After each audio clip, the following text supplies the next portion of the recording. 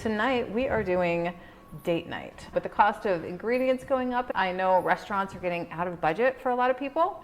So this is a fun way to do a fancy date night at home. I'm going to be showing you all 5 courses, show you just the plating, some fun restaurant chef tips. And we got some dogs having a blast in the background.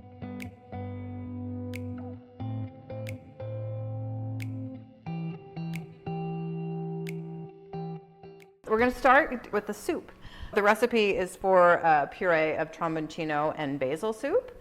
In restaurants, it's fun to have a secondary soup that adds some fun color or flavor. I did a quick red pepper soup, just a little sauteed onion and garlic, fresh red pepper, a little bit of thyme. We'll go ahead and get started. You'll see we're going to pour the soups at the same time, and they're going to make a cool pattern in the bowls. Traditionally, you would go half and half, but we're going to try to do 3/4, 1/4. Because the predominant flavor is the zucchini soup. You see how they meet in the corner, just like that.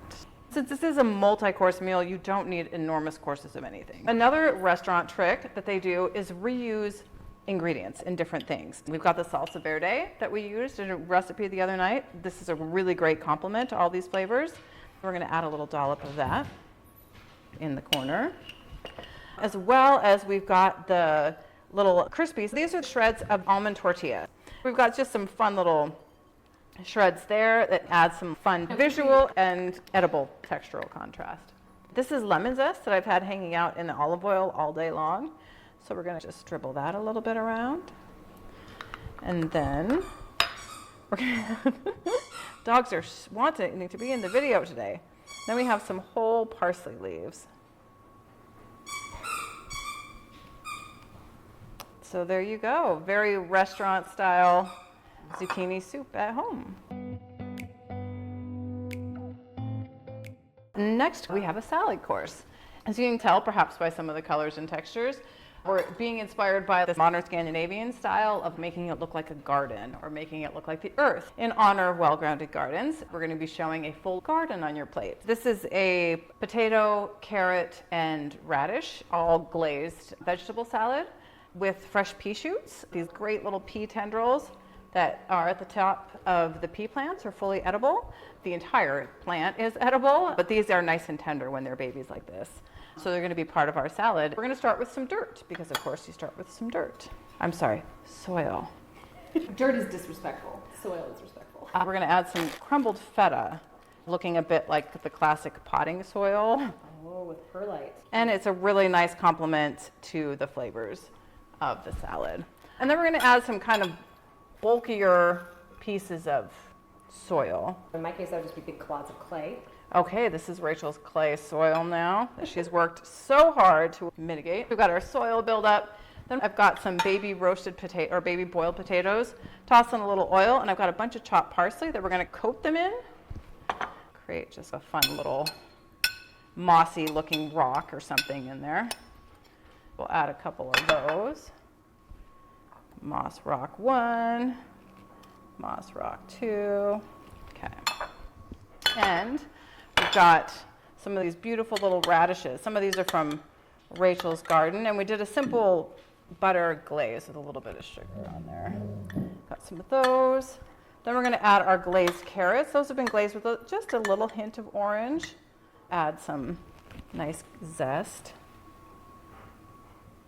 And this is truly play with your food. Have fun. The whole point of doing something fancy like this is to just see what comes out, right? And enjoy the process. We've got a little bit of fresh shaved radish as well, just for that little bit of freshness. And we have our pea shoots.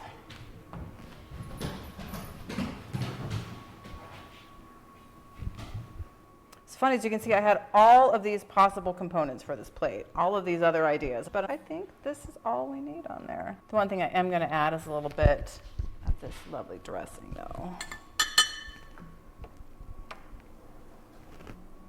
The dressing is carrot orange juice, olive oil, and tahini.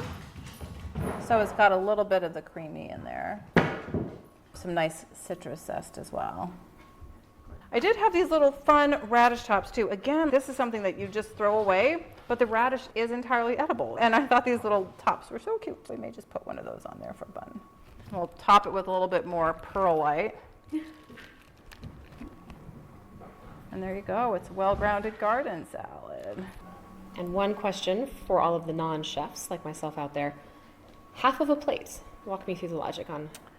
Honestly, it is strictly just for aesthetics purposes. Because it looks different and fun. It truly makes it different. But again, have fun with it. You can do it all entirely in the center of your plate. You can do it straight down the middle. You can just do a whole little mound. It's truly just what your artistic spirit feels like speaking to you. If I did a smiley face, I'm assuming that would be not appropriate. Totally cool. The idea is to have fun with it, right? She's a low judgment chef. Exactly. No judgment, chef. We are moving on to our pasta course. Although it looks like a big, super fat, thick pappardelle, it's actually a cured tromboncino squash.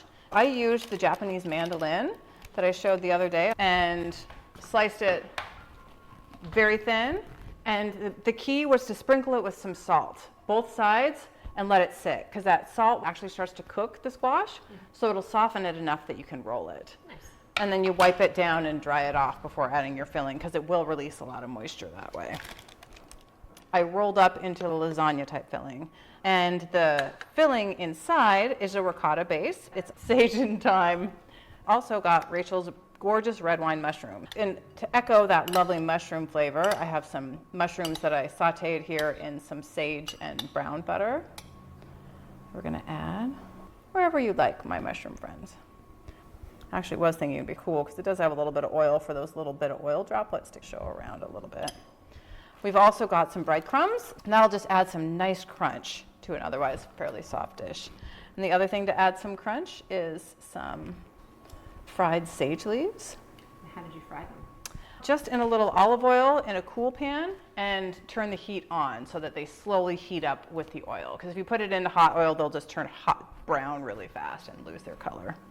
So there's our pasta course. And then I noticed this beautiful sauce underneath. What is in the beautiful sauce? That is a classic roasted tomato sauce, but it is thickened with a little bit of bread. We are on to the main course, the meat course, which for some people is the one worth waiting for. Since it's date night and we saved a lot of money by eating at home and using a lot of garden things, we splurged on a few little beautiful tenderloins. They actually had some gorgeous marbling, which is rare in tenderloins, and it's from a local ranch.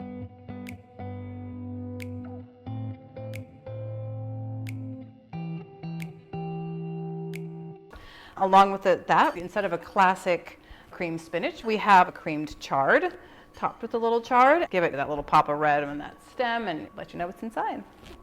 This is a whole different style of presentation. Just very simple. Everything's done just beautifully. A fun, simple presentation. So I wanted to showcase that. We are on to the dessert. Kept it kind of light since there are many course meals. It's nice to have a nice, refreshing dessert. So we've got a granita, a cantaloupe and lime granita, a toasted sesame dairy-free gelato, and then a couple of fun, crisp cookies. So we have like a classic tuile made with quinoa and almond flour, and a classic little brittle, a honey brittle. We've also got some of this yogurt dip, some cara oranges, a couple of blackberries, and the very first Haskap honeyberries from Rachel's bush outside. Rachel, how long have you been growing these? Waiting for them? 2 years? 2 years. I didn't even know they had come up. Yeah. You harvested them. Surprise little fun for this particular meal. We're going to start a little base of granita, which you literally just scrape with a fork. This could not be an easier recipe you'll see. It can be done with any kind of fruit, really. Same basic format of it. So we'll start with a little cantaloupe granita. Then we've got a toasted sesame. And I was going to do some fun quenelles, which is a really fancy shape, but you need to have a certain type of spoon, a pointed type spoon. And they're not here, so we're going to do this instead. You just kind of work the spoon this way. I've got to put a little water on it in between. This one's like, I don't want to come off. No, you don't, do you? No. Yeah, a little water.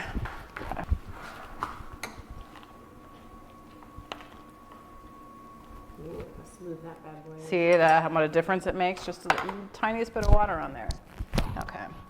Then we're gonna add a couple little pieces of tuile cookie.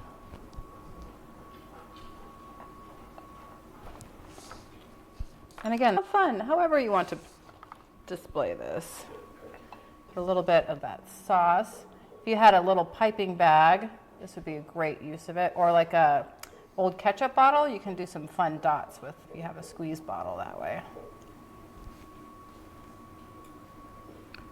Or you can just do it a little bit more, winging it like that. Okay. I apologize for my lack of proper equipment. Oh, hey, it's all good. Then we've got a little bit of brittle here. I think it's just fun to have a bunch of different textures in a dessert, to have different crunches and creaminess, and especially at the end of the meal when you're not even really all that hungry, so it's a way to keep it interesting and fun. Do another little piece there. Then we're going to put some of this beautiful fruit down.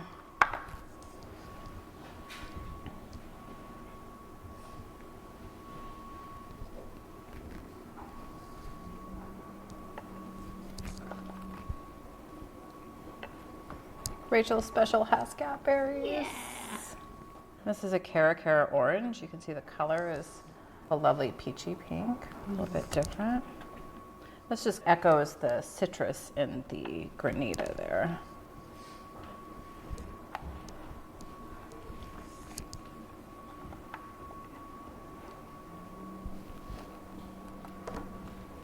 Oops, don't want to lose those last two precious honeyberries. Hascat.